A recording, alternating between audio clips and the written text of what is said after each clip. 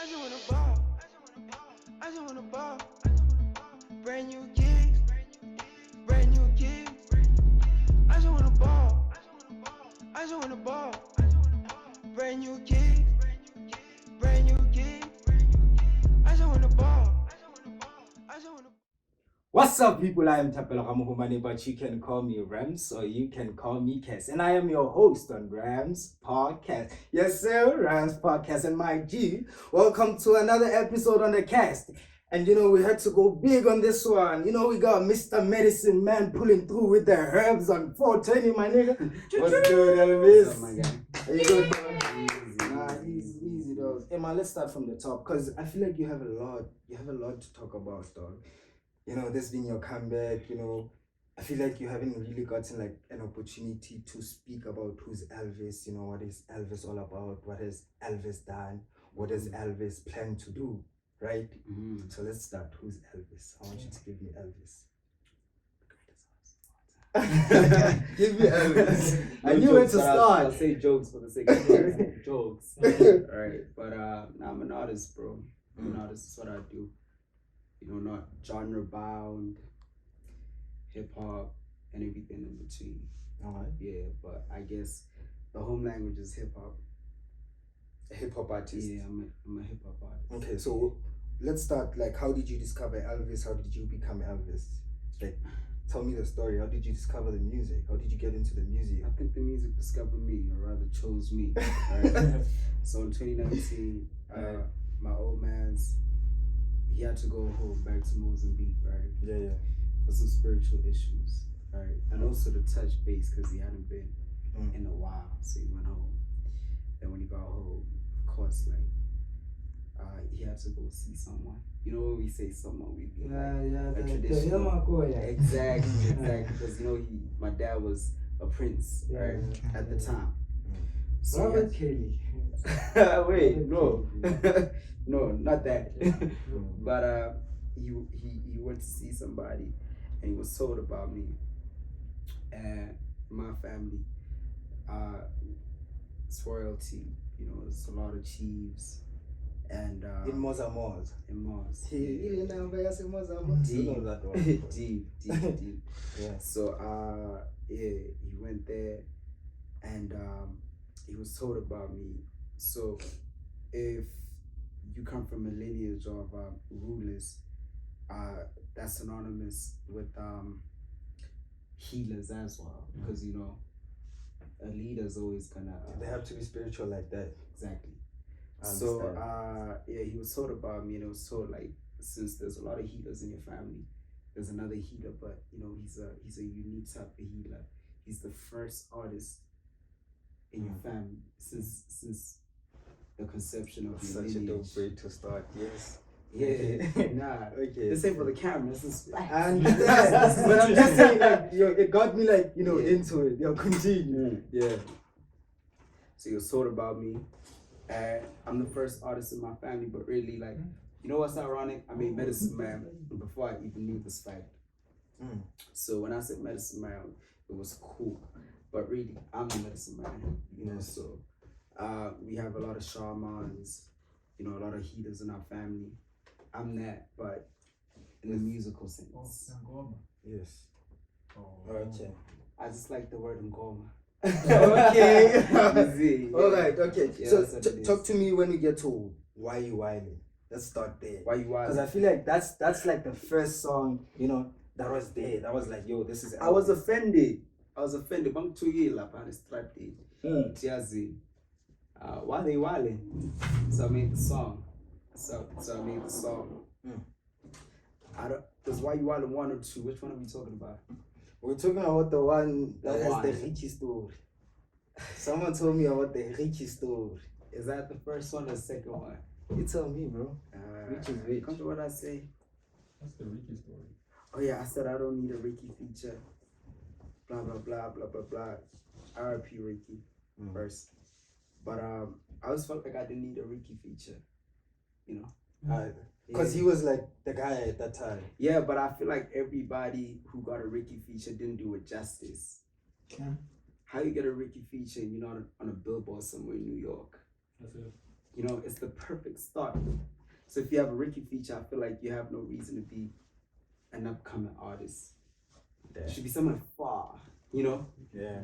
But I feel like most people who got the Ricky feature, I feel like, and it's not Ricky's fault. R.I.P. Ricky once again. I feel like everyone who got the Ricky feature got the Drake curse, not the Ricky curse. From Ricky was a blessing, but from these niggas to the world, it was a curse. There's no reason for you to be living in some apartment somewhere if you got a Ricky feature. Yeah. But nah, it's not even beef. It's just like we're here to tell the truth. So I feel like those niggas should have been far further than far with that feature, because that money, dog, took us to everybody. Feels. It's cotton fast, Feels. bro. You get what I'm saying? It's cotton fast. Especially when he was alive. It's cotton fast. You know, if you didn't go, shit, old nigga, let's have a nigga. You know? You gotta go to cotton fast. So, how they get that Ricky feature? I have a lot. I don't know if I wrapped it on my new project because they couldn't use that Ricky feature to propel to the next level that doesn't require flashing cash in the app or sipping lean in the snaps. So I felt like they could have been further. So that Ricky feature was all about that, because I didn't want that Ricky feature anymore, because I wanted it. Okay. I was at Paikisa in 2017 with my ex-girlfriend. She's That's pregnant where I now. wanna go. That's where I wanna go. She's pregnant now. She's pregnant now. Yo, Mama Ponty. There you go. For the streets. For the streets. Streets inside. The clever Mama Ponty. So, I was by the gate at the time. That's when I was asking Paikisa to get me on, because I was the hottest thing. Yeah. But they didn't that year. I remember. That's 2017. Then. That's 2017, I believe. Yeah. No, it's 2016. I remember Sidluko Dean has just come out at the time. It's 2016, right? 2016, 2017. Yeah. So we were by the gate. You know, at Paikisa, there was that gate that separates the VIP parking lot, and the general section, food store section. Right? Yeah. That's where you were. And at the time he was signed to Mabala Noise. And he pulled out an green Merc. I never forget this. Yeah. Right? And I felt like I needed a Ricky feature. And you know, he just drove off. And I felt like Paikisa should have booked me, and I should have been on stage and got that Ricky feature. But I didn't get that Ricky feature, and I started working on my project, Pre-Fame and Dollar Signs. And that shit came out so perfect. I'm like, maybe I don't need a Ricky feature. You know? Yeah. So that's the whole story about the whole Ricky feature thing. And then shortly after be what they say about the kids, wara, this, that, you know, that speech. Yeah. That's a beautiful speech. And I think I just put out Why You Wildin', you know? Yeah. That was the whole message behind that. Yeah, Why You Wildin' was a very beautiful song. Let's go to Medicine. I love Medicine. Everybody does Medicine Man, bro. But Medicine Man is lit, bro. I love Medicine Man. But talk to me about 2017 first, man. I feel like when I go through your whole career so far, 2017 for me seems like the year that Elvis was established and the year that Elvis was just put on that next level. You get me? That level, people in 05 were not yet, you know, familiar with. You understand what I'm saying? So talk to me about 2017 and break it down to me how it just encouraged your career in a way. 2017, I was in the labor room, and they were making little Elvises. You know, that's when everybody was born. I think because honestly, shout out to. I don't think niggas got that. Personally, because it was. Niggas got quiet. They didn't get that one, but let's move. It's fine. Yeah. People got it. yeah. So that's when I became a father to most of these guys, and I feel like 2017 was such a monumental year, very pivotal, a standout year. You know, I feel like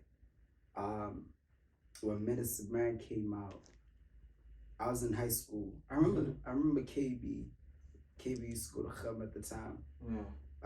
No disrespect, KB. He was being bullied and I don't know, but like no, he talks about it. Yes, they weren't hitting him or anything. They're just making fun of him. The Medicine Man came out, and we used to talk to KB, myself and my boy Onaba. And then the next time we saw KB was so cool. I'm like, those niggas still be like, nah, fuck that. He's the coolest nigga in the school now, right? Yeah. But 2017, Medicine Man, I feel like it gave everybody a battery, you know, in their backpack to show like, okay, rap is possible where we from. Cause, you know, everybody was playing house, right? That was 2017. Yeah, it was almost a thing, but Velcom hadn't jumped onto it was 2.0, 2.1. That wave. Yeah. Exactly. 2.1, Fantas, Warawara, this, that. It was a lovely time. But everybody was a house guy. And the only rappers, that were doing it, like really doing it, was Maholo Beat at the time, you know. There was a song. So when I was 13 years old, I've been making music for a long time. When I was 13 years old, I was at Mike and B, and one of my favorite artists. By artists, I mean like music, sketches, paintings, been to be. Shout out to him. We battled. Get me a charger for this. I was 13 years old, and Sorry. Yeah. That was the only guy I knew that was making music. Pushing music. Yeah, that was making music, but he I didn't don't have even know that guy, bro. Shit, you're an OG. You need to get on. You need to get on. I thought You need to get on. Yeah. But so I felt like in 2017 I was the face of No doubt. 057 music. No doubt. So from Medicine Man, you started to feel maybe a lot of like closet rappers started to come out the closet. Yeah. You know, it made everybody comfortable enough because that was the first hit Malcolm had ever experienced, like as far as hip hop is concerned. You know, actually, there's no other hit other than Medicine Man, right? There's no other hit except the ones I made. But outside, 2017 was a year though. Hit it. Even 18, 19. even I played myself. I played myself. But So let's go to your journey towards working with on the project. this new one, No, we're talking Pre-Fame and Dollar Sign. Pre-Fame and Dollar Sign, right? Because first of all, bro, I don't think a lot of people are aware of this. I mean, maybe people that were like bumping to you at the time are aware. The project had 0 features, first of all, 0 features. And then in 2 weeks, I think, it was past 9K plays. Was it 9 days? It was a K a day. It was a K. It was 2 weeks. In 2 weeks, Yeah. it had passed 9K plays, bro. Yeah. In about a month, it was like 15K. Yeah. No features. No features. Talk to me why you felt the need to not put people on your shit, and talk to me about the response you got, the reception you got about it. Well, not having people on my music, it's not like the cool rap thing to say is I'm better than The cool these rap niggas. thing to say. Yeah. I'm better than these niggas, right? I mean, this is a fact. But I didn't have people on because I didn't need people on. You know, I had so much to say. It's like 2-3 verses, bro. I've said enough. You know, and it's not like I close my eyes and say, yo, I wish so and so was on this. No, I've said enough. The whole thing with me is, could even ask Bongo from Ultralord. When I make my music, I don't leave the studio until I feel like, okay, cool. If it happens to leak, you know, whatever reason gets it to leak, I'm good.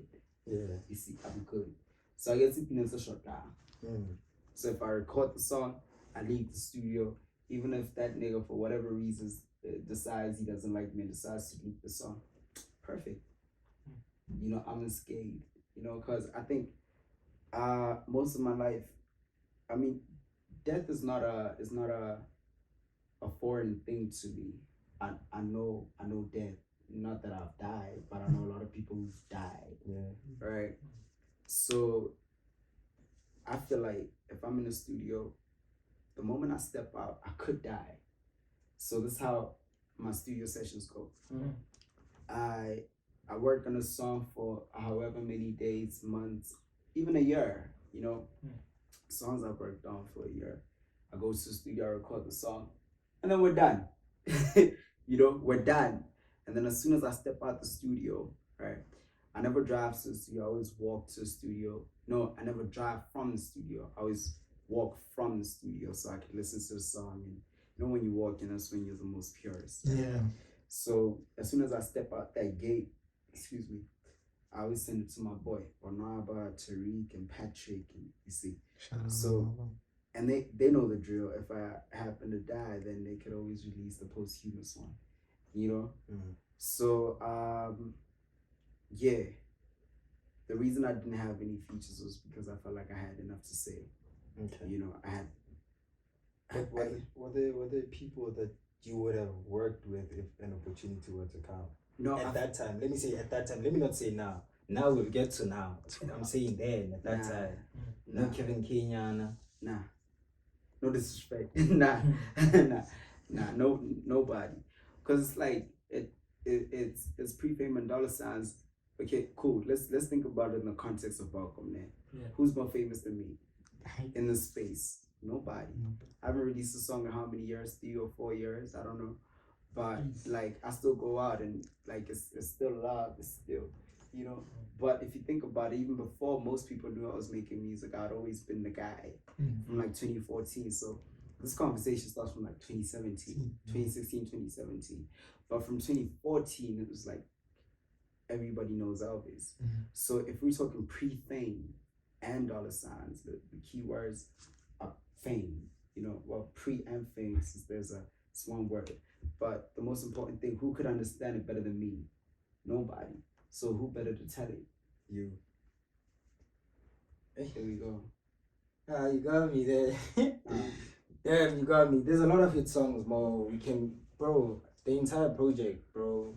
There's Mother Talk, there's Chopper. My personal favorite, African Butter. I love African Butter. I love Sauce Certificate. Yeah. Petty nigga. Me, Baba. Scotty Pimping. I love Scotty Pimping. Also, it's crazy. We can go on. Like, just talk to me about the project in general when people started receiving it and the reception you got. I mean, I like to believe that you were aware of the impact that you had even before you released the project. But just them, solidifying that, how did that, make you feel, and how did that just contribute to your career also? Of course, fulfilled. I'd say fulfilled. Like, my arrogance is telling me like I have the highest quality palate. So if I taste it and I like it, everybody will like it. So I really like that project. You get what I'm saying? But that project is very bittersweet, man. I don't know. I just feel like that project came at the right time and at the wrong time in my life. You see, when you're in high school, you have about like at least like minimum 8 hours of distraction, right? Because you have school. Yeah. You gotta put up a face. Yeah. I mean, like it's not like you're gonna treat your problems. So I was supposed to drop that project in 2018. My wish was to drop it that day of the shirt signing. Yeah, that's when I was supposed to drop it, but I just felt like it wasn't ready, and I hadn't paid for it. Okay. I hadn't purchased. I heard from a little birdie when you're talking about money now. I heard from a little birdie that you used to charge 3K back in, is it 2018? Yeah, you used to charge 3K for a feature. What? What do you mean, yo? Like, yo, I'm a millionaire now. What do you mean, yo? So I don't need that. I don't need that. But yeah, that's whatever. Now the feature thing, bro. Like that's another thing. I think you would have to pose the question. I'd have to ask the question. But back to the original one. Okay, Shop. We have the project, Mm. right? The project is fire. The reception is fire. But where does the reception stem from? It's my palate. You know, I don't know if my arrogance is accurate, but I have like the highest taste in music, right? Mm. So if I like it, they'll like it. So I wasn't surprised that they liked it, but some of the things that they said, About it. you know, I thought like, yo, they fuck with it because it's fire, but then they saying it was a girl in rehab, you know, she was listening to Medicine Man. It's a very ironic story because it's about like what people would, I mean, obviously presume is Yeah, about medicine. weed. That's what I said when I Weed, started the right? show. That's Yeah. what- yeah. So she's in rehab at the time, and she's saying like, "Yo, I'm listening to Medicine Man to get through this process," you know, which is a very, very, very odd thing to you know. But I guess think about it, like you listen to- Rehab is. I feel like that process is medicine in itself. yeah. So yeah, it can relate to Medicine Man. Nah, but I'm saying like, yo, roll up, smoke. Nah. That's what I'm saying, right? Is that what you say for real? that's- Though? Like, that's- is that the Somebody please roll up. I call up the Medicine Man. I was smoking, going through some things Yeah. while they hating on a young man. Exactly, bro. People can perceive the whole thing of rolling up in different ways. Exactly. Maybe my way of rolling up is me venting to someone. Maybe my way of rolling up is listening to Medicine Men talking about rolling up. You understand what I'm saying? It's like a love song, right? Yeah, it's- Maybe yeah. like it's like, yo, Yeah. this girl broke my heart, so I'm listening to songs Yeah, it's from artists that had their heart broken. yes. I guess that's bad. Yeah. But that response is very fire, bro. Most of the things people said about that project I wasn't expecting. And the songs that I'd say that the biggest song on Medicine Man on Prefame and Dollar Signs wasn't Medicine Man. It was Mozambican Talk. You know. And that song has no chorus. It's a monotonous flow. You know, voices. It's a very like dark song. Yeah. And people fuck with that song better than they did with Medicine Man. I don't know if it's because like they'd heard Medicine Man, so when they listen to the project, like we heard this song. We know the and they song, skip. yeah. But it's very weird. Like it gave me a whole new, like a fresher perspective on, what the consumer might like. Sometimes what you like, not even sometimes. Oftentimes what you may like, isn't what. Or like the most isn't what they would like the most. Sometimes the most honest music is what they fuck with the most, right? That's what. That's what birthed the new project. Yes. Is it more honest? A lot more honest. I feel like you listen to a new project and you're like, hey, wait, I don't talk about the love and jagatsiwa call it the Ackermans or something. You know, it's yeah. So the reception was amazing, and it let me know, like, Yazid, I can let my balls hang. So if I go to an event and I ask for my rider and they don't give me my rider, I'm not operating from the mind of an upcoming artist. You know, so that's what most niggas need to, you know, 5. Nah. I always see myself in advance, like 5, 10, 15 years. Yeah, that's what I'm saying. That's how most upcoming artists should see things. Exactly. Exactly. Because you need to fake it till you make it, bro. No, it's not faking it. It's manifesting it till you get to it. Okay. Right? I have no reason to fake it. So my thing is, yo, Yazid, shots. Do I need your money? No. My dad could have just gave me that money. So I don't need that 3K or 1.5 or that rider with the transport that you promised that you probably won't deliver. You know, that I don't need that. I don't need that. Like, and the whole thing is, yeah, you're doing that event, get old, and like I'm gonna somersault into the crowd, and your little brother's gonna catch me. So why not pay me my money? Pay me my money. You know. So that project showed me like I'm in a unique space. I'm right in between like okay, sure, the dollar signs are something very apparent to me in my life, all right, and the pre-fame. So I'm in a very weird space at the time. I like to believe even now. I'm in a weird space. Okay, sharp. But I'm not where you niggas think I am. You see? So what now, does that mean? certain things I say to you. So if you say like, I say, fucking Jägermeister, and I'm like, nah, give me VSOP for my rider. right? You may not understand, like. So Until Shabbat bring fall and fall on your little brother's head about you see, then you're like, oh shit. He's actually something. He's worth the view. Exactly. If my light is gonna risk his life, but Exactly. You get what I'm saying? Because I mean, that's how you get niggas bitches. If you really like stage performance. I was talking to Rigo about it. Stage performance. What I love about stage performance is it could all go wrong. And that's what I feed off of. Niggas, I can't talk about it. There's a whole lot. I can't talk about it. Like, he's a legend and he's late. I was hoping you were gonna get what I'm saying. He's late. I was hoping you were gonna get what I'm talking about. That song is fire. The latest single is fire. And the project is fire. So beautiful. Yeah, I want to talk about that just for that reason. But we're not about who've achieved a lot more, who have endorsement deals, who have a lot, right? But like, my thing is, Velcom is very honest. That's what I tell most people. A lot of people are in a rush to move to Joburg, right? But you have to think about it, right? Shots fired. No, a lot of people are in a rush to move to Joburg. Like, think about it, right? Let's say, for instance, like Joburg is 1,000 people, right? The population, you know.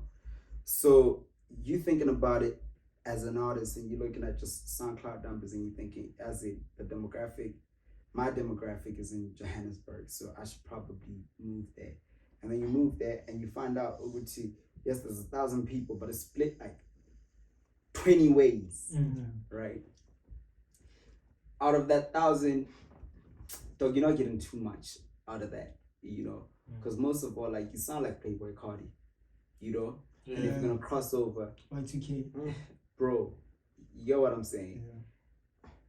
Home is where the heart is. There was a time like Pakisa cut my mic off, and I was annoyed. And then I went to another event. It was called We Live, and then they cut my mic off. I think Byron was there, and then I threw the mic at the sound engineer, and then a fight nearly broke out. And then Black Les was performing at that event, and then he said like charity starts at home. So as artists, you always have to think about it. Charity starts at home. Even in the Bible it says, what does it say in the Bible? What does Jesus say? Like, a prophet is only like truly acclaimed if he moves away from home. But like, he needs to have a name at home. You get what I'm saying? So we need to have done something at home. At home. Charity starts at home, you know. But I'm not saying music is charity. Music is more of a responsibility than it is charity. But if I'm here, right, and a 1 year of Velcom, right, and people could catch me in Velcom, people that know me, people that know my flaws, my shortcomings, like, know who I'm fucking, probably, I hope not though. It's not like she's ugly, it's not ugly. You never know. You fuck her too, nigga, damn. She's amazing, right? And they still catch me, then chances are they're gonna catch me in Johannesburg. And the whole thing about it is, if we're talking numbers, Velcom, let's say Josie's 1,000 people, Velcom's 100 people, and I'm the biggest artist here, I at least have 900 people. And then I go to Josie, I split that 1,000 with a lot, you know, with a lot of other artists. I have 900 plus, maybe 920, as opposed to an artist who was born and bred in Joburg, who has only access to 30. If you think about it, because the market is exactly, there's more people, there's more competition, more. Exactly, it's yes, I get more split. Yeah, it's more split. But you still have home. I understand what you say, bro. Yo, this is the conversation I'm always having with niggas. I understand what you say. Own home. Yeah. First. So that when you go outside, even I feel like even when you go outside now, when you have, you know, one home, when you go outside with a different type of confidence. Exactly. You understand? Because now you know yourself, you know your worth, because the people that are most close to you have, you know, given your worth. They've solidified your worth. You understand? You know, I was some dude was trying to manage me. He worked for homecoming events, but now he works for a certain liquor brand. He's trying to manage me. And I don't know how accurate this is, but he was saying like, that's in dog. In some parts of Pretoria, if on the poster it doesn't say proudly sponsored by homecoming events, then people aren't coming. Or if it doesn't say, if on your poster it doesn't say 25K or Aries, people aren't coming. You get what I'm saying? So most of 25K strength, I'm assuming, is from home. You know, like Peli Makaveli. He didn't leave that out. You know, he could have just said like Saudi Makaveli, Magler. Exactly. They have home to stand on. So even if for whatever reason, like I flop a Joe's, somehow you're always relevant somewhere. Exactly. Because you didn't leave these people. You didn't leave these took people. these people with you, bro. Exactly. You took these people with you. You get me. I understand You you. get me. So, and I think to some detriment, like on some real shit, I feel like this is good for me and it's good for Shenge. Shout out Shenge. But it may be bad for the city. Like Vacuum is very selfish. You could always tell at like events like Good Living.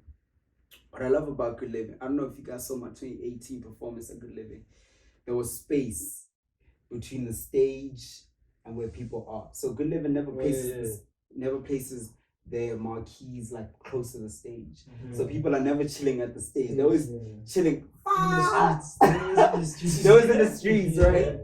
And in Balcom, you could always say, if you're the shit, people would leave their tents and come to you and come to the stage, right?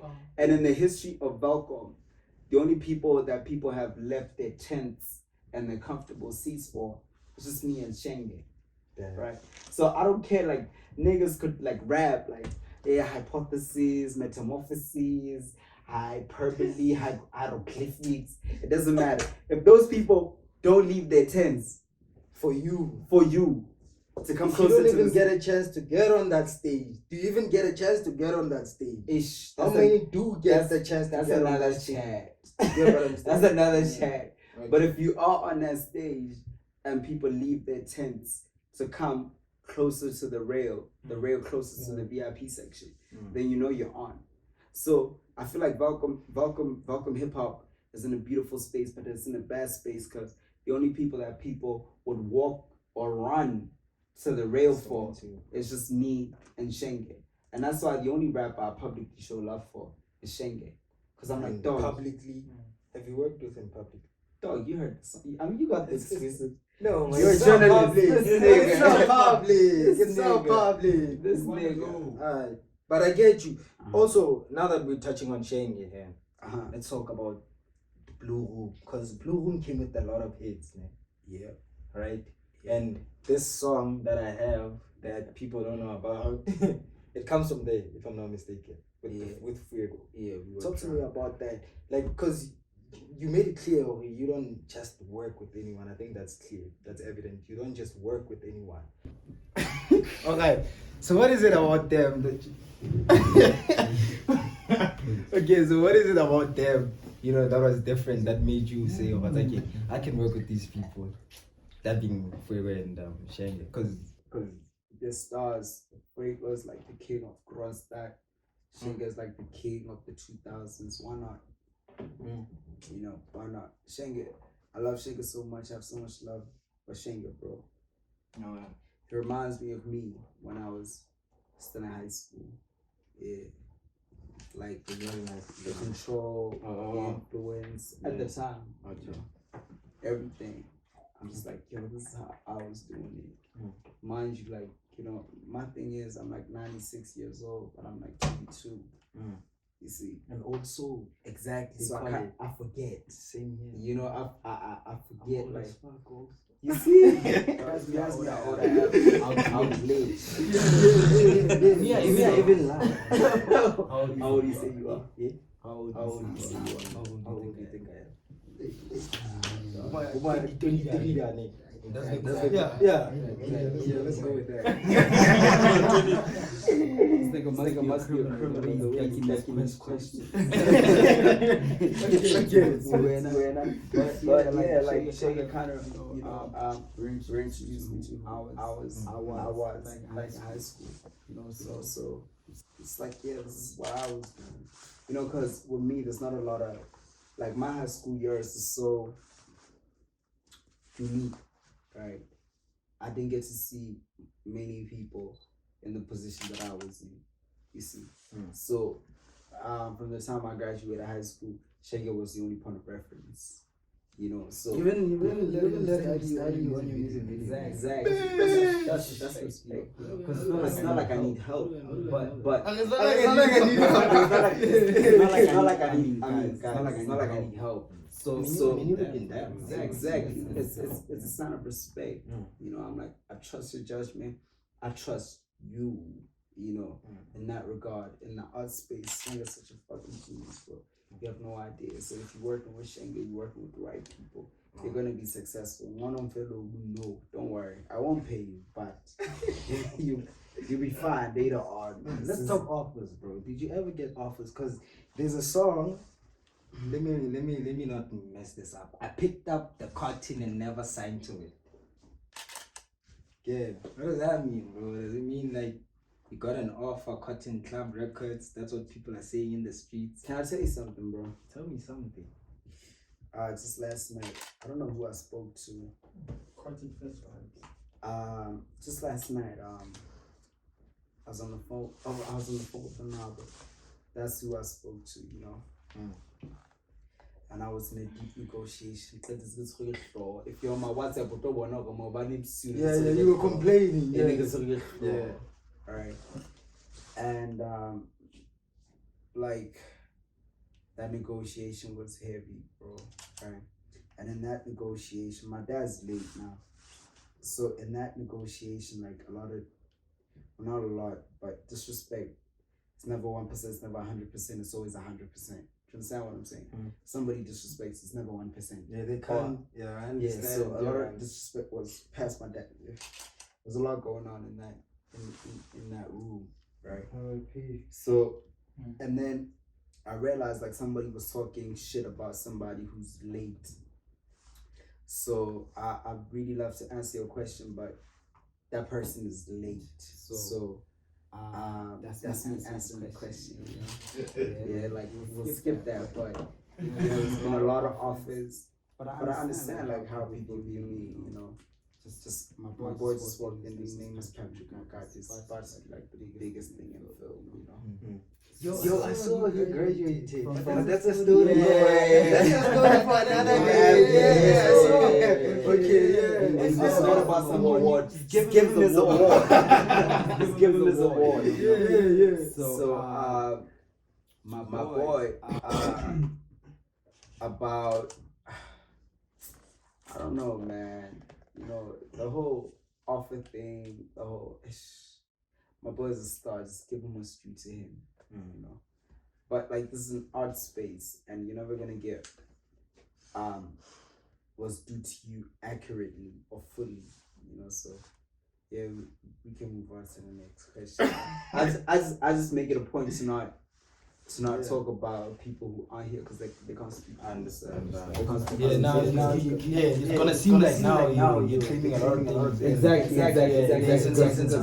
Yeah, because I was negotiation. Okay. Just last night. Yeah. So a lot of people were talking a lot of shit about somebody who hit more. So I had to defend that person's honor. So I would hate to be the person who puts that shit out there for other to defend that person's honor. So we just leave it like that, right? Like yeah. Okay. I understand. A person He was too big, too much, too big. I listen to that shit and I cry. Yeah. I don't cry, but yeah. That's we should cry. Hey man, Just try. I don't cry. You should. Hey man, Don't worry. The biggest thing. I don't cry. Anyway, you're speaking a lot about events. You spoke a lot about events and performances and how that contributed to your exposure rather. The first event that I noticed, because you're speaking about Good Living, Summer Blue, these events that are local, right? Mm-hmm. But then I feel like you're one of the first rappers from here, man, that started like pushing outside. I'm talking performing like proper, being booked. Yeah. You were booked Aftershock event in Bram like in 2017, dog. That was a long Right. time ago. You were there, I saw the post, I'm like, hey, 2017. There are other ones, but like just talk to me about that. Like what sort of mindset were you on when you were like, okay, I'm gonna go to Bram and try to like perform in 2017? This is, bro, even I was before 17 years old. Yeah, this is even before the project, right? Uh-huh. Yeah, so like, where do you get the balls, bro? From my father. Yeah, that's all it is. So like, you know, men, we're not raised by words, we're raised by actions. So if I see a man look at something and be like, yo, I want that, so I'm gonna get that, naturally I'm gonna follow, you know. So if I see something that I want, I really want to do that. I really want to own Johannesburg. So like, what's stopping me? That's always been a question. And like in life, you know, contrary to what people may believe, I've lost so much. So what more can I lose? Do you understand? Yeah, what more can I lose? What more can like derail me or give me a panic attack or a meltdown? Not a lot. First time I saw you live, right? First time I saw you live, Summer Blue, 2019. That was the first time I saw you live. I can even tell you what time you were performing. Tell me. I'll put it He said H. He said H. He said H. I think it was around 4:03 because I had just arrived. 4:03, man. It was like in the afternoon, right? I declined that offer. You didn't perform? No, I didn't perform then. I went home and I slept. I got a haircut and then I went to sleep. And then I woke up and it was around 9, like 8 or 9. And then I went there and then I got there. You see, life is funny. Everything you pray for, if you pray for like, you know, an uphill success, you pray for somebody's downfall. And I'm not saying I prayed for this specifically, but the only reason I performed then, because my slot was over, but I was thinking about like, yo, it's Tutter Man. It's like the king of the kids, right? Why would I perform at 3? Why would I perform at 4? Why would I perform at 5? The kids want me when they late. The kids want me when they're having a beautiful time. So that's when they put me back. Exactly. You know? So I went there late intentionally.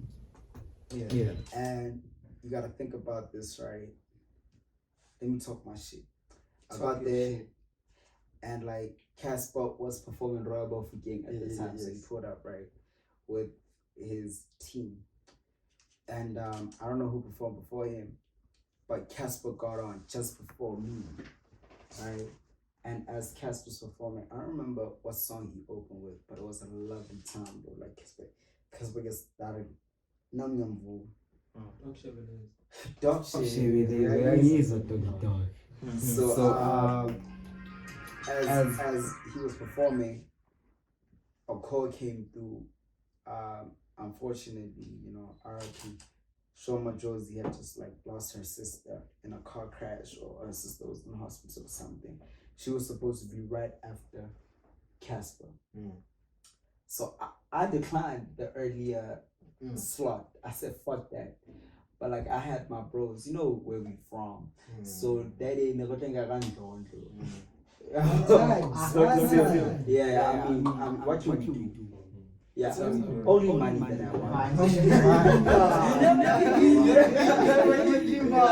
I'll show you the last one. So that was the energy. We thought we were gonna get it like that, but you know, unfortunately, Shoma Josie's little sister, older sister, got into a car crash, so she couldn't make it. You know, so that slot was open, and the whole time I was arguing with the stage manager.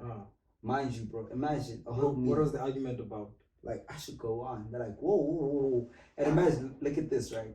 This is why being, like, I don't like the whole term upcoming, I'm backstage, bro. I'm minding my own business. Stock is supposed to go there. My guy, shoots proper snaps. Alright. They won't even let Stock onto the VIP. But how do you TT? Exactly. They're only gonna give me true VIP tags. And I'm thinking, come on, bro. Whatever. So I'm minding my own business. I'm looking at my phone, bro. And this is why I go so hard.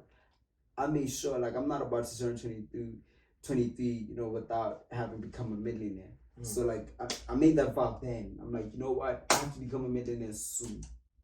Fuck these niggas. So I'm looking at my phone, right? I'm texting Tariq, Stock, everybody, right? They're in the general section.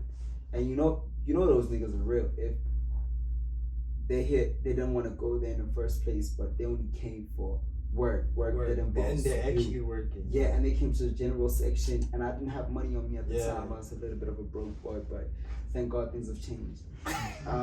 They came and they paid for their own tickets. That's why I love these niggas for life, They paid for their own tickets, and they're in the general section. And dog, I'm looking at my phone, right? I'm texting. Oh, it's an iPhone.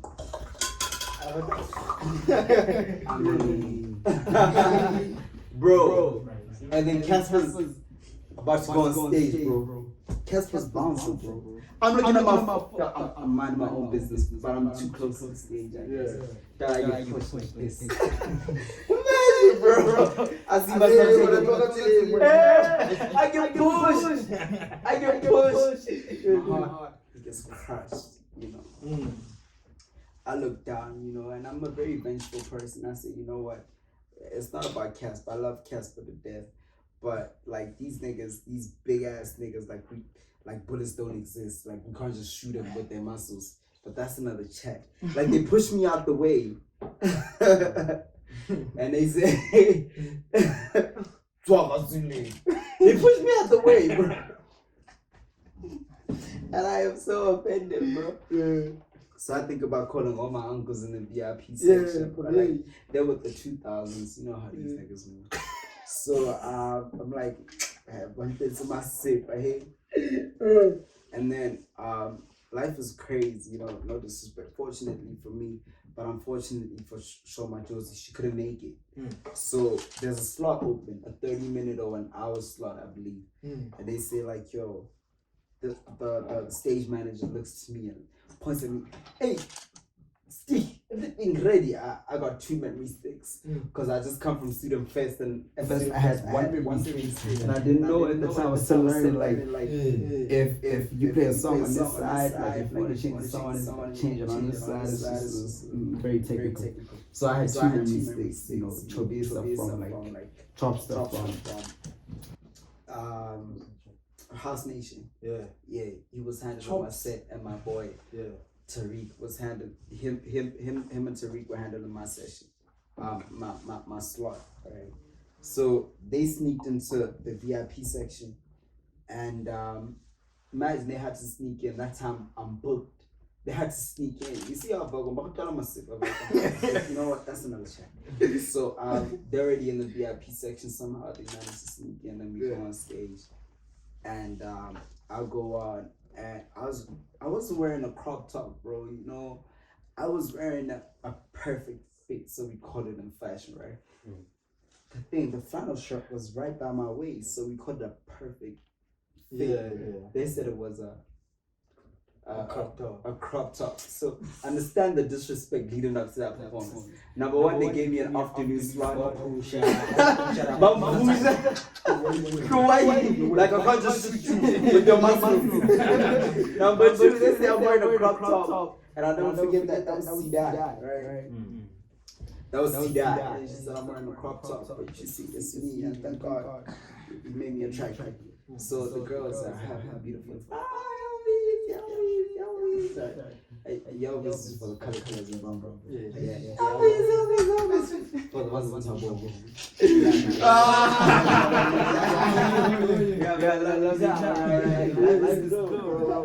And then they played Medicine Man. Dog, I stopped forgetting the word. Play the most recent shit, man.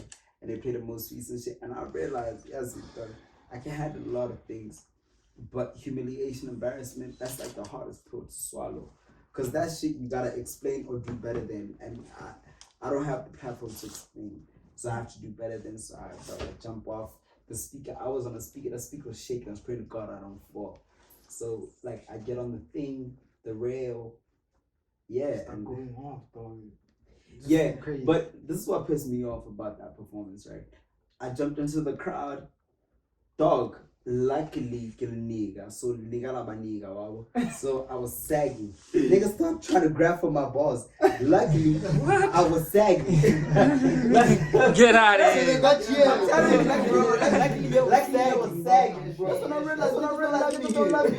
I thought niggas love me. I call me. So I thought they loved me, but dog, you see, so that performance, shit, dog. I forgot the question. Like I dragged it out so much. Important question is, from your experiences with performing in these stages, different venues, different places, different crowds, everything has just been different, right? Mm-hmm. What is it that you have learned about just that business in general? I'm talking about the performance business. Like, what can you tell these people that are trying to like also perform? What do they need to be on the lookout for? What do these event organizers need to, what do they need to fix also? I can only speak for the artists. Speak for the artists. Have everything in ink and paper. Make sure, bro. Like, I never got my money from Pakisa. Yeah, I was on stage at Pakisa. Maybe I was a little bit immature for what I did. What happened, bro? Like, I was on stage, bro. And like, the mic thing. Dog, everybody was chanting, we want Elvis. Sabotage was playing there. Sabotage.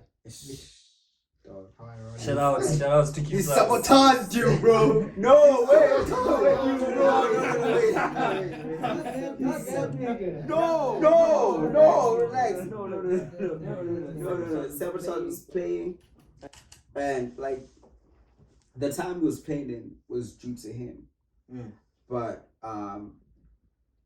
maybe this is what let me down, honestly, like my perception of myself, right? Because and a year earlier, I think Black Coffee was booked, right? This is when Black Coffee was just like going international. We knew. And we were at Pakisa, and I remember then, that's when I used to wear sneakers, but now I'm a grown boy. I don't wear sneakers no more. I was in my suede Air Force Ones, like, the high tops, red. Very dangerous. I'm not supposed to spend money. But the coffee got there like 7 a.m. Like I don't know. Twasa, I think at the time was the MC, and she kept saying like that coffee's coming, but that coffee never came.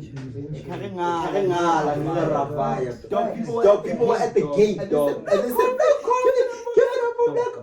people turned from the fucking gate, dog. Went back to the stage. Yo, I big new. That's when dog, I wasn't a house fan back then, but now I am. I'm a fan of music in general. Yeah. Like, dog, big new. Like, I didn't know who Black Coffee. I knew the name. Like, you knew who Black Coffee is, but you didn't think of the impact he had. Dog, man, it's only one. I'm like, one had all of this. Like, all of this. There's only one. Big new. Yeah. Wait, relax, man. So it was a lovely time, bro. And then the year after, or maybe 2 years after, I happened to be on stage. So Sabotage was supposed to play for 30 minutes, but he originally, like contractually, he was due like an hour. And I was supposed to go on, like we were supposed to share that set like we had done at Good Living. Yeah. Right? And Sabotage would stop playing. And I don't blame him, because I also have a Bobby Brown mindset, Like Bobby Brown be performing, and like the rest of New Edition be behind him, and then Bobby Brown will hit a solo. So I can't blame him. Yeah, one man. So that's what Sabotage did, and I can't blame him, because I would have done the same thing if not. You see. So I just couldn't understand, because like that slot they gave me, understand, bro? Like the only reason they gave me a slot at and I think I owed Riban, like the co-promoter for Pakisa, an apology for this, right? Because he put me on We Live, There was an event we live. Yeah, there was a girl like I was messing with, but like somebody's girl, so I can't say her name. But you niggas respect that niggas. Now, what do you mean by that? No, you niggas love that. You gotta love me more. It's fine. anyway, like I was seeing that girl on the low, and right next to her apartment complex, there was a guest house. Still is. So I went there. I performed, and then from there I got good living. Even good living, and they like the poster was already out, but my performance was so they had to give me a slot. Yeah. Right. And then I went on, and then that guy came up to me and was like, "Dog, you did so well. We're gonna give you Pakisa." And then the poster was already out. So they had to sacrifice someone. Sabotage someone. See what he's doing. Sabotage, I love you. So I went there, Pakisa, and I was supposed to be the closing act. You know, so I was supposed to be like the face of the kids, go versions like, yo, this is possible. And Sabotage played for a little bit too long, and it was loud, and the sound engineers were about to cut off.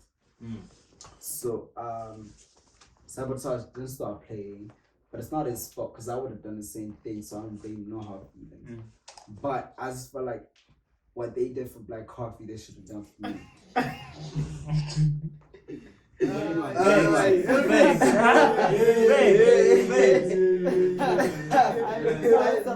I felt like, you know, because remember, Black Coffee came at 7. These sound engineers, They cut the sound off at 6:30. I just felt like they could have gave me at least 10 minutes or at least 5. Because I mean the crowd is going crazy. They want Elvis. And it's not like you guys This did for the babies. exactly. You get what I'm saying? So I'm even giving it to the kids, you know? Exactly. And more kids. So kids, why not allow it? You know. You got pedophile moves, bro. No, not. You're touching on any kids. Are we beefing? That's going wrong. What's going on? Nah, I was a kid. You were part of it. Yeah, it would have been justified. So they I just felt like maybe, dog, like you guys have just clocked like 3 million rand off of the gate tickets alone. Yeah. You guys could have gave the sound engineer at least 1,000, 2,000, 3,000, and had me go on. So the whole crowd is chanting, "We want Elvis, we want." But no. That's what you guys. Oh no, that's a different performance. They should start up too much. But they were chanting like, "We want Elvis, we want Elvis." I feel like you should have gave them what they wanted, you know, and they didn't give me that. So, but at the time, I didn't understand the business of it. I did not understand like the monetary inclination to events, right? So had I known then, I probably wouldn't have gone public and said like, yo, these niggas owe me. I probably would have like, you know, sat down with them and told them like, since you niggas owe me, for the next event, pay me double. And then from there, I felt like I was blackballed from all balcony events. But that's easy, you know. Like, And that's pre-COVID, right? that's pre-COVID. So then COVID came, obviously. You disappeared for 2 years, bro. Yeah, and I recorded the finest project ever. Okay, we're coming to that. Yeah. But I want to know about this break now that you took. What was it for? Like, why did you decide to take the break? Because you were just there, bro. I feel like you were, in terms of like your career, I was just on the verge you of were just making it. you were just on the verge of making it. So why stop then and just disappear out of nowhere? No, because I just felt like that was for the music initially. Because, like, in grade 11 in matric, my thing was, like, You know what artists, we like self-validation. No matter how much I tell myself I'm the shit, if you guys don't agree, Yeah. is it true? You get what I'm saying? You still wanna know. Yeah. I want you to praise me. I want to jump on your girlfriend's head and have her catch you. I mean, I do jump on your girlfriend's head. Just catch me. Just catch you. Shut up. So that was that, but I felt like that was taking so much from the music because some of the songs they need like 2 years, 3 years, 4 years to make. Some of them need a day, some of them need a few hours, right? So my thing was, okay, right now when I put out the tape, I won't lie. There's a lot of deals that I won't mention that came my way, right? One mention on Rams podcast. No. I'll tell you this though. I'll tell you this, like, you know, touch on wood, like, I didn't necessarily grow up rich, but the people in my life were extremely rich. So if you're gonna come to me and offer me 500K, a million, like that's what shit, bro. Thank you. Shit. It ain't shit, bro. Who offered you? We know. We know. We know. My nigga. I can't give you that one, but They gave me that, and well, they offered me that, but you know, my own father told me, like, look outside. That's what my dad said. He said, look outside. So this it wasn't a label, it was a management firm. They offered me 250K, and like they own the rights to my music for X amount of time, right? Which is a perfect deal because they're not gonna own it forever. And 250K, I could do a lot with it, you know. But not really. 250. Nah, 250 is not a lot. But You're in heaven.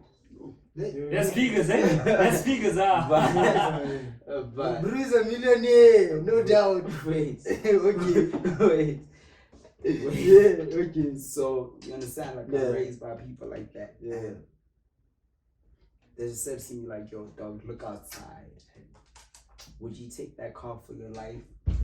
I'm like, nah, I wouldn't take that car for my life. So they try to, I guess, shape the shit for me. Like, yo, if somebody's gonna come for you, let them talk real money and talk like real rights to your real music, because my music is real rights to your real music, and then, you know, retain that. Like, nobody's gonna take that. Like, let them find another way to make money off of you, you know? And then I looked outside and it wasn't 250 outside, it was a lot more. That was so much. So I had to say no, you know. So, and then from there, like that 8 hours of distraction that I talked about, you know, if you out maybe an hour ago, shit, like, come on, bro, I couldn't take that. I understand. I just couldn't, you know. So, and then because we don't have 8 hours of distraction, what do we have? We have 8 hours of depression. We have 8 hours of self-reflection. We have 8 hours of self-scrutiny. Do you understand? And then I had to step back from it. And then now I'm listening to music say from J Electronica, J House, Jay-Z, blah, blah, blah. And I'm asking myself, am I speaking these truths in my music? You know? And I wasn't. You know, if you listen to $7 Signs, it's very honest, it's very sincere, but it's not as sincere as the shit that I'm making now, you know. Cause, okay, sharp, man, I can say on a song like, oh yeah, I can talk about my uncle who introduced me to hip hop, but can I talk about my mother? Can I talk about my father? Can I talk about myself? Can I talk about the thoughts that keep me up at night? So I was only operating from like a level of comfort, like things that I don't mind you knowing, right? So I had to make a project where I feel like even if I can say I'm the coolest nigga on earth, they can be like, yeah, nigga, you cool, but I know This is the new project. this is the project. What's it called? When is it coming out? Cause like I feel like, and this- like the 2 years, bro. So this is the 2 years where you're basically just working, investing your time in necessity, right? Yeah. So when is it coming out? I say definitely this year, because like I made a vow to myself, like 2 vows. I said I'm not putting music out unless I'm a millionaire, and I'm not putting music out party unless I have a busheshe. You bought the kusheshe. When you just bought it yesterday. You bought a kusheshe yesterday. Just yesterday. You're a millionaire In it. today. You in it. Wait a minute. In it. Okay, continue. I'm not confirming nor denying. Let that one run. Yeah. You see. Yeah. So yeah, that's what that project is coming. You know, that's my boy Stark. He shot the visuals for Bitch, right? And like at the time, we were lending Scotty's car. It was a red. It was Scotty, exactly. Yeah. What was Red it? Man. Is it Yeah, an yeah, M4 series? I don't know which one. 360, 360, right? right? 16. Excuse me. So like, like, I I just, if the music is real, let the props be real, because the outfits are real. You know, I just want it to be real, like across the board. You get what I'm saying? If you see a roadie, trust it's mine. If you see a teddy bear, that's my girl's probably not mine. But if you see, say, a fossil bracelet or a roadie bracelet, if there is such a thing, trust it's mine. I wanted it to be real across the board. Stark keeps coming to my house and cussing at me like, yo, bro, you have so much music, let's put it out. Let's put it out. Bro, I need everything real, like from point A to Z.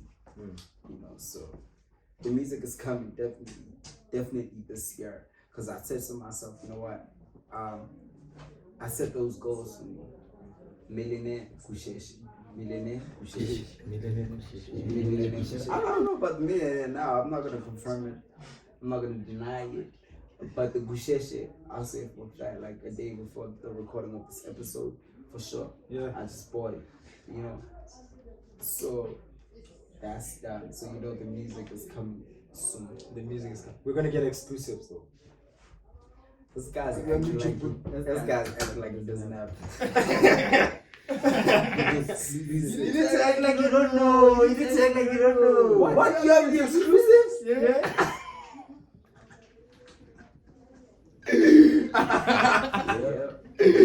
But yeah. Nah, definitely. I'm gonna put it like one of the credits. I'll put like one of the songs just to like appreciate it. Which one? Because you know, do you want to freestyle? Because if I don't, then you have to freestyle. No, bro, I just feel like my only thing, let me tell you, like my only thing was I couldn't get certain, I couldn't get access to certain resources because I decided to rap. Do you understand? So had I decided to go into like, I just mining contracts or road contract tenders. That's what I mean. I would have got access so much, but I stuck to my gut, and then now I'm so many things. Right? So I always wanted to get it from rap. Like, well, not from rap per se, but I want to get it as a rapper. So going to like a road bidding music and come up like guitar deal. Yeah. You know, and like maybe detail on the techniques of like talk. Yeah. As a rapper, I always as a rapper. Yeah. that would be cool. So, I mean, I drive around with it in my car, bro. I reflect the lyrics. Yeah. I'm good. Is that how you're getting your millions? My millions. Yeah. No. No, I don't have it. Yeah. So you can't drop music. You can't. I cannot release music until I have $1 million. I don't have $1 million. So until I have $1 million, until you niggas put together, I don't know, maybe take me to the Bob or Mpumalanga, because that's where all the tenders I love you. Yeah.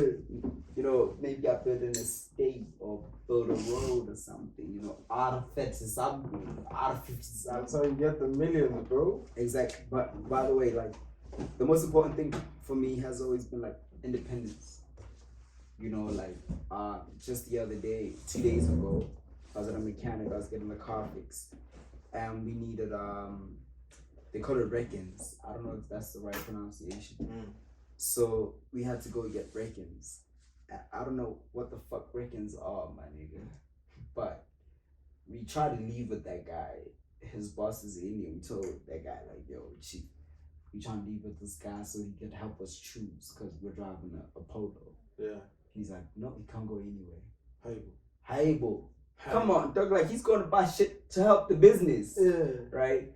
And we ended up leaving. When we got there, we took a wild guess. Fortunately, we got the right rankings, the right size, the right everything.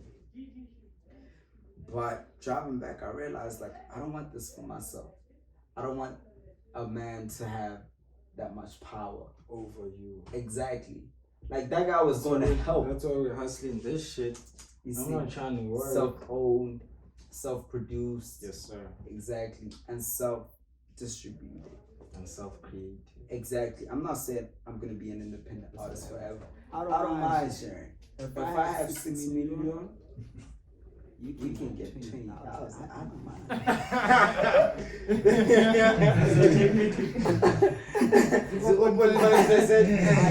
I don't mind. I mean, if you're good for it, you know, if you're good for it, I don't mind. You see. But I don't want to be told. I don't want to be told what to do. I don't want to be told where to go. I don't want to be told when to release music because my music is very personal, especially the new music. You know, I'm pretty sure from Mozambique and Talk you can tell. That's why I'm so mad about that song. That song was released prematurely. That song should have never been on the initial project. That song was supposed to be on this project. So I'm making music trying to match up to that. How's that going? Lovely. I feel like it's going loud. From what I've heard, I feel like it's going loud. Like you're coming with your something. People are not aware, dog. People are not aware. Cause I've noticed like a lot of people think like what's hard is what's special. You understand what I'm saying? Do you know what I'm saying? So I feel like with you, like from what I've heard, it's not about what's hard, bro, but it's about what's special. Cause there's a big difference between those two things. And that's what I fuck with. That's what I respect. I'm like, give it to the people already, though. But think about it, right? If you have the means to live, the means to get from point A to point B, then you don't necessarily need to, I guess, move on their time. You can move on your own time. Right? So, like, think about it. Jay-Z could put out a jazz album tomorrow. Whether you fuck with it or not, it's fine. It's Jay-Z. Exactly. Drake is a multi-100 billionaire or millionaire. It doesn't matter. Whether you fuck with that house album or what. Yeah. He's good. So I always wanted to step in the game like that, you know, and not be dictated by like industry standards or what I'm supposed to do as a young man. So a lot of guys, they came into the game with no money. I always wanted to come in with my money, you know. That way I could decide like, Yazzie, it's hip hop I wrote. So you can make the decision based on passion and not desperation. Exactly. My I don't nigga. never. That's right, bro. Did you hear that shit? You want to take my career? You know, I never wanted to think with my stomach. Like the most important thing as a man is to never think with your stomach. If you could put yourself in that position to not have to think with your stomach, then you can do whatever you want. You know, I always want to do whatever I want. You know, so yeah. Tell me this, bro. Just to like close everything off. Right, there's still so much we can talk about, but like just to like close things off. What are you trying to give the world as Elvis? What is Elvis trying to give the world? Real music. Like that's the most important thing for me. Like let's leave the business aside, bro. Like if I get signed tomorrow and they give me 10 mil, that's not a 10 mil that I couldn't have made myself. You know. But what I need from, say, the labels, the distribution companies, is really that a place where I can't get to, you know, or I can't get to soon enough. Because rap is a young man's sport, right? So I need these people not to give, I need to negotiate actually. A place where I need to negotiate a place I need to negotiate with the label that could get me to a place where I can reach myself in a quick enough time to complement my age. Right. I'm 23 now. I always thought I would made it. I would have made it by 2018. I would have been 18 by then. Yeah. You know, I always thought that. I always thought at 18 I would have been the man. But at 18 I wasn't ready. And had I made it at 22, I probably would have been a coke addict or something. Anytime sooner than when it happens is a time that wouldn't have been convenient. It's not the right time. It's not the right time. When it happens, perfect. Right? So I need to make, I need partnerships, you know, because I work myself up to a point where I don't need them to shoot a music video. My guys right here, I don't need them to book a show. I mean, I could just hang that guy off a cliff. And you could just book me, right? That's fucking shit. It's a joke. But like, as far as bookings are concerned, I don't have a problem with that.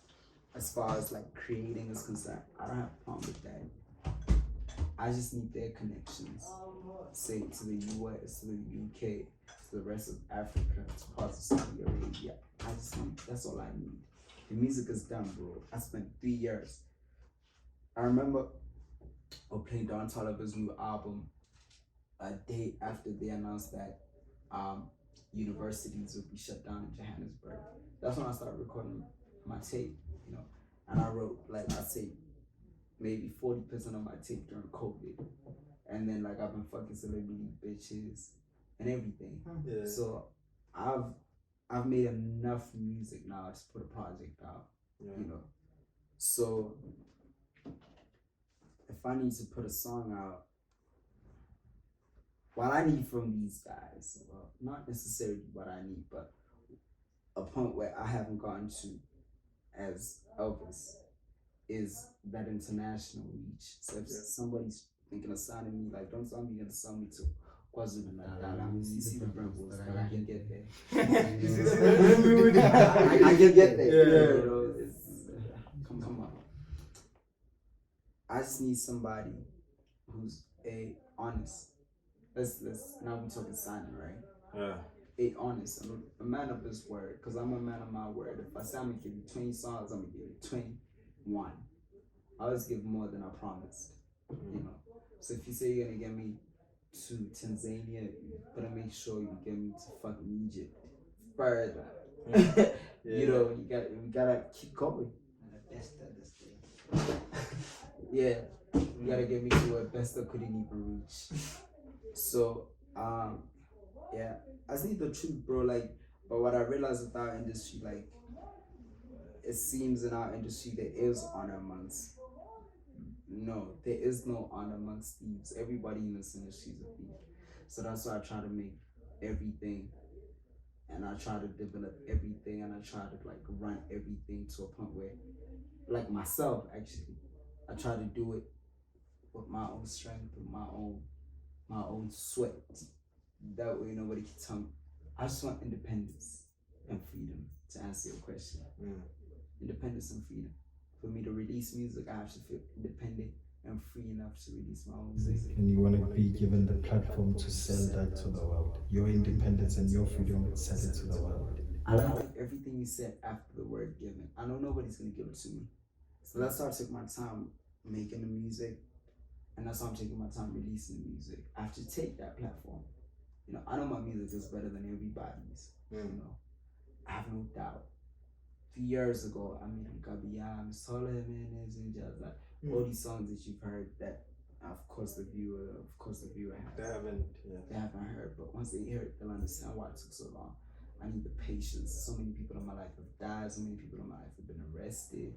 So, but all of these stories are so fundamental to the recording of the project, the writing of the project, the production of the project. I just need everybody to bear with me. Trust me, I gave you 23 songs at 18 years old. Understand? I gave you 23 songs at 18 with no feature. and you guys gave me over 50,000 streams. Damn. With no record label, with no music video, with no radio, with nothing. Bro, with no publication. Exactly. And every time I somersault into the crowd, you niggas catch me. So why wouldn't you trust me? Yeah. Exactly. I was just talking about this guy that I know. I'm not gonna mention his association to me, but I was just telling my girl about this guy that I know who's illiterate, can't read or write. He's a multi-millionaire, right?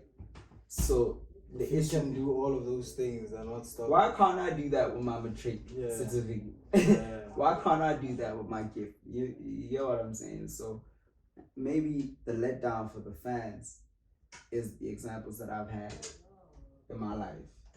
Guys who turn nothing into something, you know. So I just need everybody to be patient. I'm gonna give you the music. Music is there. We have over 30 bangers. Over 30 bangers. I promise. That's Bro. 3 albums, bro. That's 3 albums, bro. Yeah. For every year. Why nigga? Exactly. I've been recording, like, I never stop. Yeah. You know, it's not like with me, like, I mean, guys, today we're getting a Busheshe. I'm here at an interview. If I was somebody else, I would have went and got the Busheshe and been to conquer. You see? But I'm here with you, right? Trying Anything. to push. Exactly. You see what I'm We saying? appreciate that. So don't worry, like I got you as far as the music is concerned. I got you. I just need you guys to be patient with me, you know, because to make this music you guys love, I need time, I need trauma, I like that. you see, I like that. And You see what you just said. I like that. That trauma. and I need celebration. But like that's the thing, I've accepted that. Like maybe like a year ago I would have been offended, like you want me to get hurt. But I understand that's what people feed off of. So for instance, like one of my favorite artists of all time is Kendrick Lamar. If I hear so and so in his life has been, you know, in an unfortunate situation, I'm like, can't wait for the music though. Yeah, I can't wait for the music. Yeah. It's like your That's how barber. It's like your barber. Yeah. If your barber has a funeral on a Saturday, you get mad. You don't think that, yo, my barber is probably grieving. Yeah, you You just think- want to get your hair cut. You just want to get your hair cut, right? Yeah, people just want their music. Exactly. So that's how I understand it. People just want their fucking haircut. They just want their hair cut. They don't care what I believe. Your emotions don't count. No, they don't count. Yeah. I mean, unless the girl's trying to charm you, of course. Like, yeah, girls act like they care about mine. That's another chat. Yeah. That's another chat. I'm not trying to talk about that. Yeah, you Yeah. seem like you've been hurt too. It's all good. And I seem like I've been hurt. What the fuck, bro? No, that's why he skipped the province of Johannesburg to go record with some teenagers who drink lean. He's going through a lot, guys. Bear with him. Bear with him. It's fine. It's fine. Yo, man, it's been a pleasure having you, bro. Thank you so much. Is there anything that you would like to share with people? You know, just to. I'm the greatest artist of all time. Just trust it. I got you. You know, I studied everybody from James Brown to Kendrick Lamar to Mendoza to Zola, everybody. Don't worry, I got you. I just need you guys to give me time, you know. All I needed was that Busheshe. I always felt like if I give you the music with no Busheshe, then it's not a clear representation of who I am and how I grew up and who raised me. So I finally got that Busheshe. Yeah, my pockets are hurting, but it's fine. I got you. Today, I've never spent this much in my life. That's the post from yesterday. That's the post from yesterday. But it's all worth it. It's always. And I didn't do it for me, I did it for y'all because I knew if I don't have a Gusheshe, I'm not dropping the music. You understand? So I had to get that Gusheshe. Now, guys, you know, you guys never know. Maybe I owe so much in student loans and everything, but I did it for you. So the music is coming, you know. On that note, it's been a pleasure having you, OG, here. It's been really a pleasure, you know. Let's call me OG like I'm 25. Nigga, I'm 22. You my OG, bro.